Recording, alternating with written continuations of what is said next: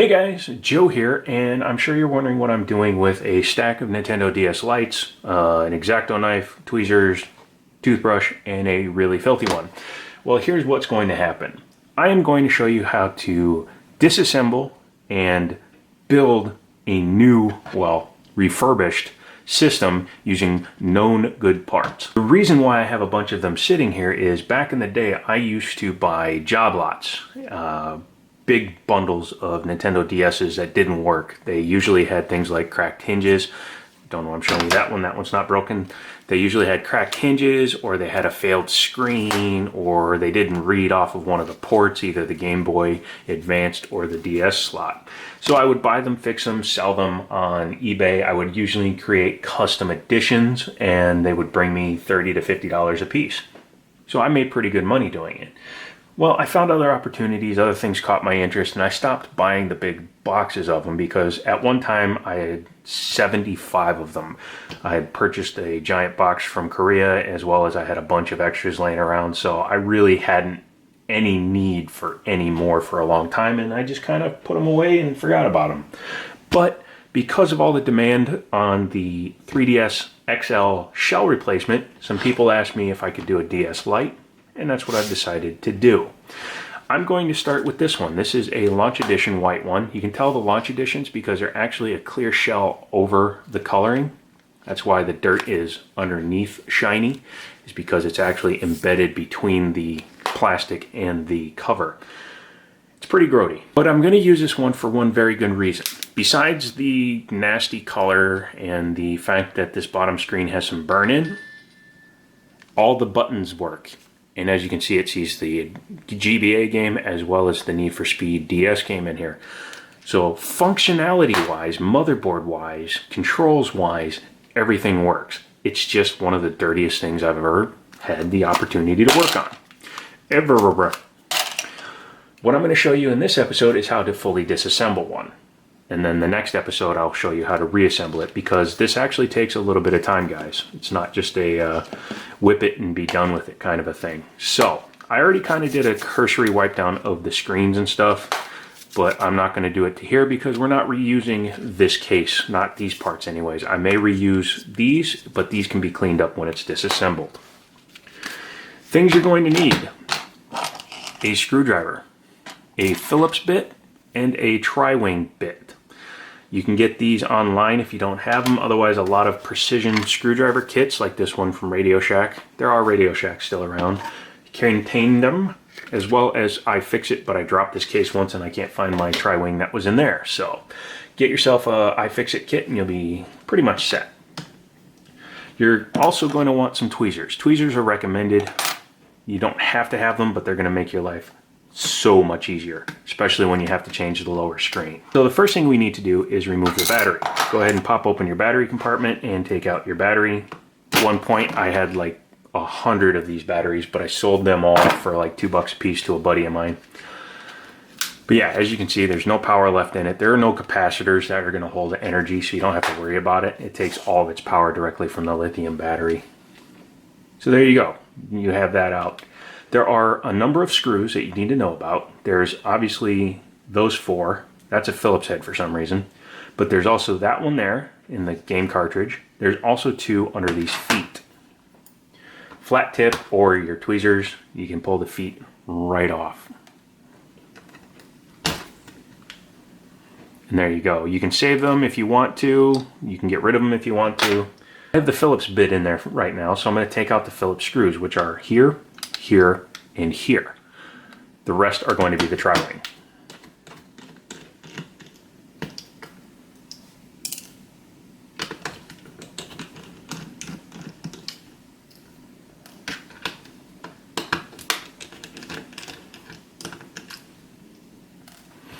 So once you have those three out, the rest are all going to be tri-wing. You don't have to worry about that one. I don't know why they gave it access other than possibly clearance between the case and that screw, because that actually holds the motherboard in.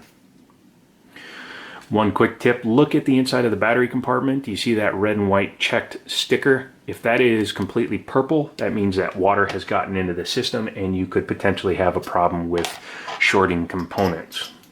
Again, I've tested this one and I know it works completely, so I am not concerned about that. Originally, I was going to use this Chinese case, and I used parts to put this one together, but the fit and finish is so terrible on it, I don't recommend it, and I'm not going to continue to use it. And that's why I've decided to film this a completely different way. I was so frustrated so many times during that reassembly that I wanted to just take it and set it on fire. Still might. May take the case out to the range and load it with like fireworks and shoot it, because that would be funny. All right, now that you've done that, you can take your finger underneath the edge here, if you can get it in there, and pry up slowly, and voila, the whole back will come off. The bumpers on a DS Lite are attached to the, well, they're not actually attached, they sit with these little posts. They sometimes come off with the top, they sometimes don't. It all depends on how dirty the system is. Make sure you don't lose that little bar and the spring, because you need those when you reassemble it. I'm going to put them in the battery compartment of this one because I can. Yeah. Inside, like I said, you can see there are two really small capacitors, but they don't store enough energy to cause any damage if they were to short. What we're going to do now is unplug the Wi-Fi module and the speaker. Excuse me, the microphone, which is the white one. What we do next is, I'm going to set it down, is we're going to take our tweezers and you're going to grab the black wire for the Wi-Fi module, because you have to wiggle it out underneath the cartridge slot. Sometimes it's a little difficult to get out, sometimes it just comes out easy peasy like that. Next thing to do is switch back to your Phillips head screwdriver and go ahead and start taking out these two screws.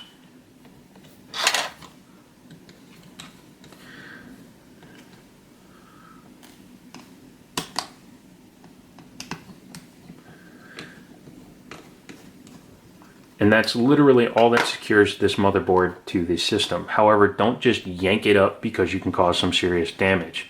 Open it a little bit and push up on the screen to make sure that it comes out. And then don't just pull it up, again guys, because there's other componentry. Underneath you're going to see another ribbon cable. This is for the top screen. Sorry about that, the battery died. As I was saying, if you just lift up on that little edge black piece, it will release the ribbon cable. Now, we're not reusing this screen because it has burn-in on it. So what we need to do is, on the back side, release the ribbon cable there, and on this side, release the ribbon cable down here. I recommend disconnecting this one first, as it will make it much easier when reassembly time comes. Be very careful. If you break that little tab off, you're done. That is not replaceable.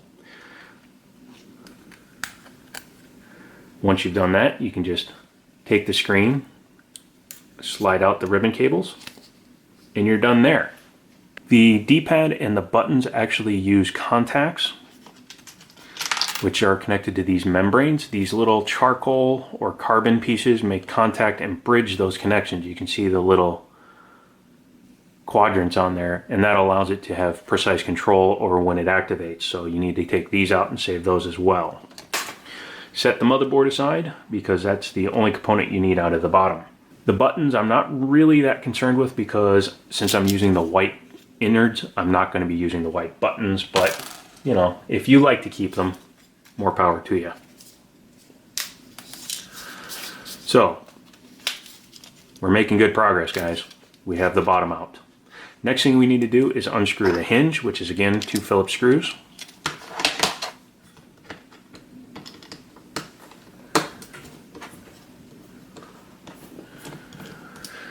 Trying not to get in my own way of the camera, which by the way adds about 6 times more time when it comes to trying to film this stuff. You know, why wouldn't it? Once you have the hinge undone, you can go ahead and open it back up and you'll see that the hinge comes off. Because I'm reusing the top part, I'm not going to worry about taking the barrel out, but I am going to take the hinge itself out. Next thing we need to do is loosen up the microphone wire. This is why I tend to use my tweezers, because my nerve damage in my hands Prevents my fingers from doing delicate work. We need to move those out of the way so that when we do this, we'll be able to get this ribbon cable out of that cut in the plastic. You see that cut right there? This ribbon cable is designed to slide out of the lower half using it.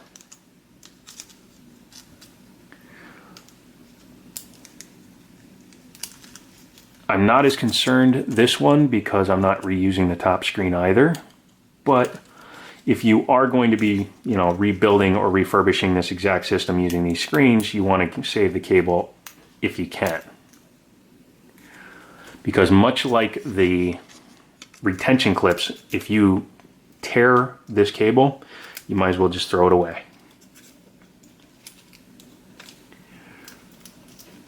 Admittedly, it can be a little bit fiddly. That's part of the fun of working on these kind of things, which is why shops will charge you 3 arms and 4 legs. But there you go. Once you get it out, you're good there. And the base is ready to be cleaned. I'm saving that because that's going back in. On to the top of the system. If you look closely, you'll see 1, 2, 3, 4 little squares. Underneath those squares are the screws that hold the cover on. So what you need to do is take an X-Acto knife, a very sharp Phillips head screwdriver, and get them underneath the edges here to pry up the little rubber covers.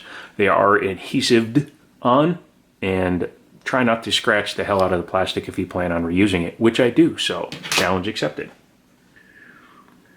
I don't care if the squares get damaged. I would actually prefer that because I have many extra. Plus, when it's reassembled, you almost never even notice them.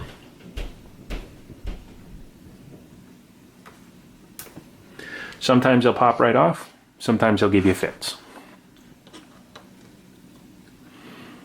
See, very easy, very simple. Take them out, set them aside. Once you've taken those off, you will see 4 more Phillips head screws. Just go ahead and remove them. Keep these ones separate because they are a slightly different size than the rest of the screws in the system, and you want to use only these ones to reassemble it.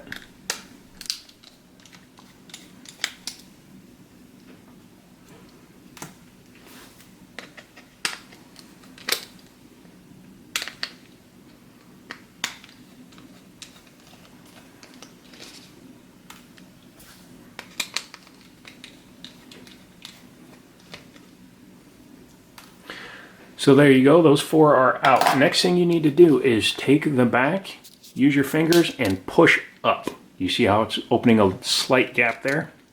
That's because the cover clips on and slides down. So by pulling up, you are going to free up the cover. You can use a tool or an implement. You can see how much of a gap there is now.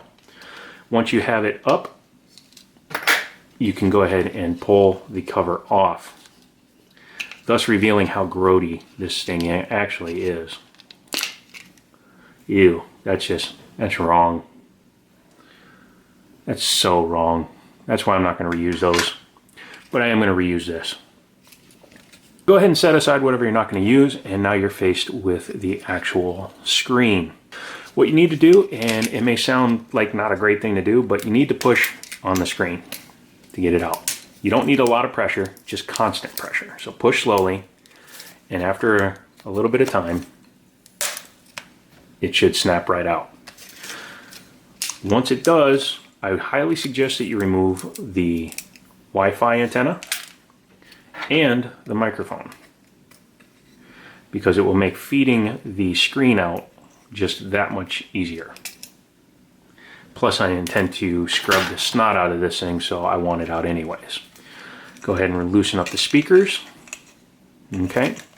And then you will see there is a kind of a chrome ring in there. That's a reinforcement that they never put on this side like they should have. If they had, these things might still be in service without needing to be replaced in the first place. But what you need to do, take your screen, move it over as far as you can, and roll up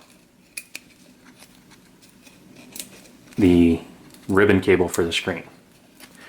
Again, my nerve damage is getting the better of me right now, and I do apologize. What I tend to do is actually try to roll it up inside of itself. Allows it to get a little more compact. But in this case it's not working because I'm kind of spazzing a little bit over the pain. So once you have it rolled up enough, you'll be able to insert it into that piece, at which point I would take a pair of pliers and just remove that ring. Just take it out altogether, but don't lose it. That will make it easier to pull the screen out. I didn't care about tearing those speakers because they're not going back in the system, but once again, that's also because of my nerve damage, and I got a little angry, and I apologize. This is a weird one. I do have to leave it till tomorrow. I do apologize, guys, but my nerve damage, my hands, my back, my neck, everything is in so much pain right now that I can't actually focus on manipulating small objects, and that's one of the bigger screws in here, and you see how small that is. So rather than mess everything up, I'm going to take to the rest of the day, relax, let my nerves calm down, and then tomorrow I will put it all back together for you. And then I'll upload that video too. Now, don't worry, I filmed all this 5 or 6 days ago, at least in your time, not my time. And you just have to wait till tomorrow to see the other part. If you liked the video so far, go ahead and give me a thumbs up. Don't forget to leave me a comment. If you have any specific questions, leave those down below. Don't forget to subscribe. Tell your friends, like and share my videos. And as always, I'll talk to you later.